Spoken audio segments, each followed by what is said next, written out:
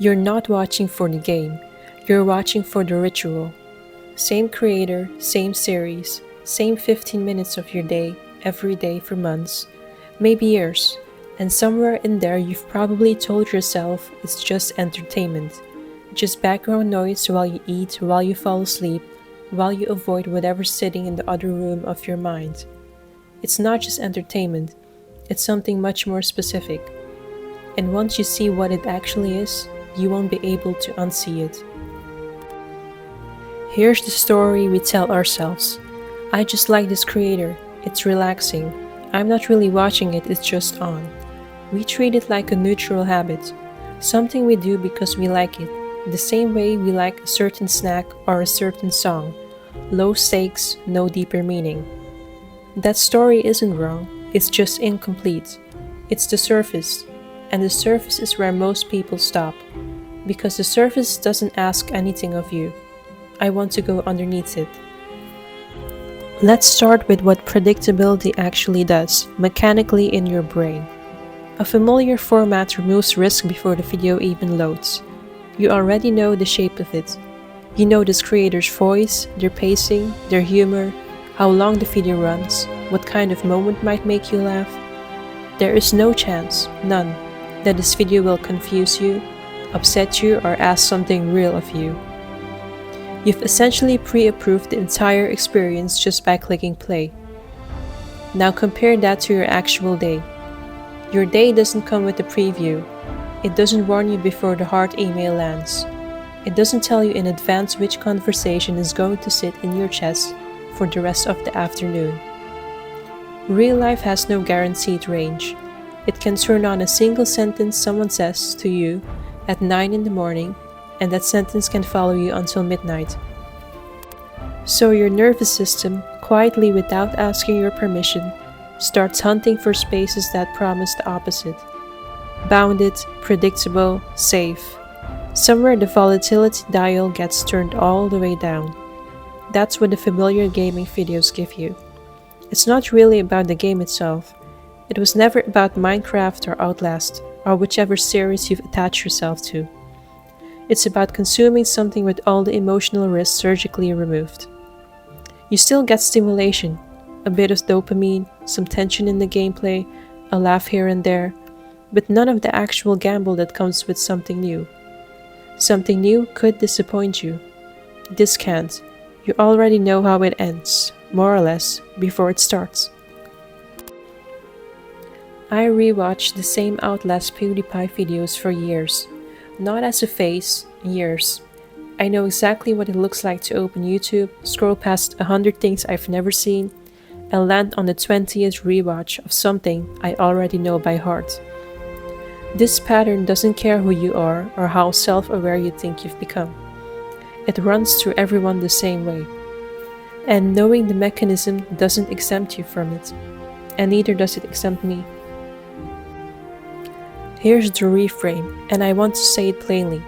This was never entertainment, it was regulation. Comfort content functions exactly like a weighted blanket, or a specific playlist you put on when your chest feels tight. It's a tool, not for enjoyment, but for bringing your nervous system back down after a day that asked more of you than you had to give. Watching the 200th episode of the same format isn't laziness. It was never laziness. It's someone trying to feel steady in a life that mostly doesn't offer steadiness on its own. That's not a weakness in you. That's just what happens when nothing else in your day is built to let you exhale.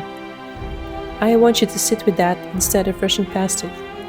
Because most people here, I rewatch the same content constantly and immediately reach for shame perhaps.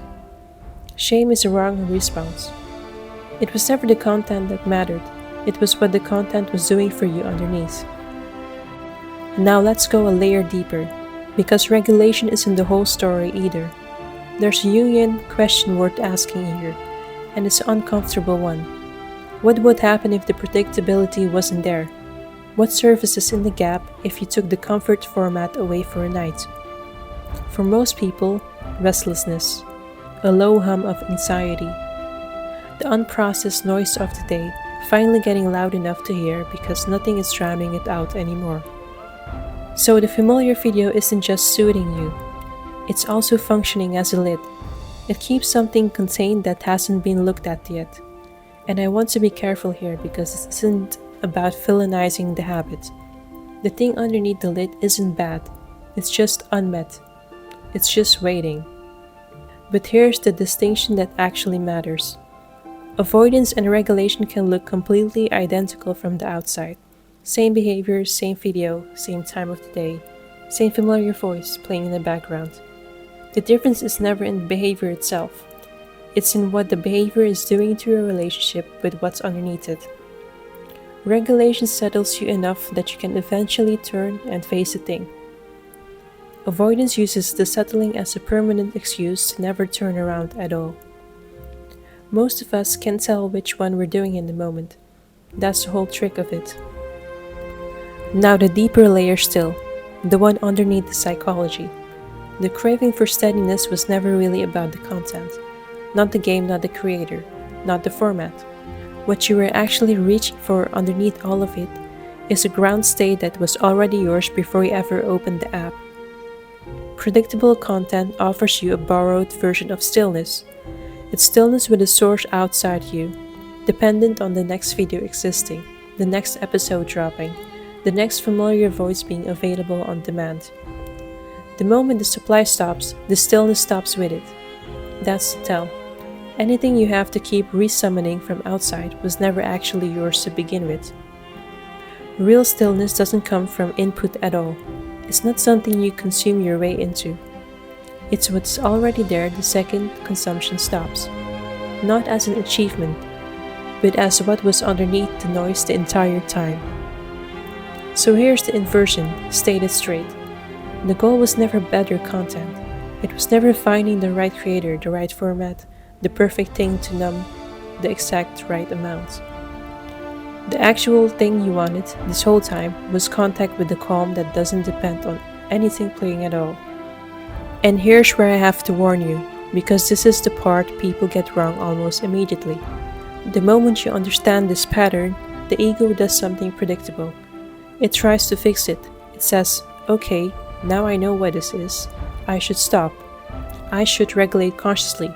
I should replace comfort content with meditation, journaling, or something more aligned and productive. Don't fall for that. That's not insight anymore. That's the same avoidance wearing a nicer outfit. Turning this into a new rule, a new thing to get right. Turning this into a new rule, a new thing to get right, a new behavior to perform, is just the ego finding a more sophisticated place to hide.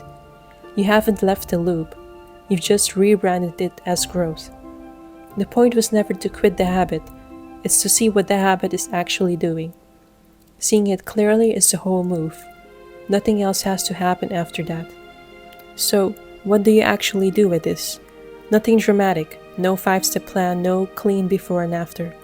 Just one small shift. Before you press play, notice what you're actually feeling in that second.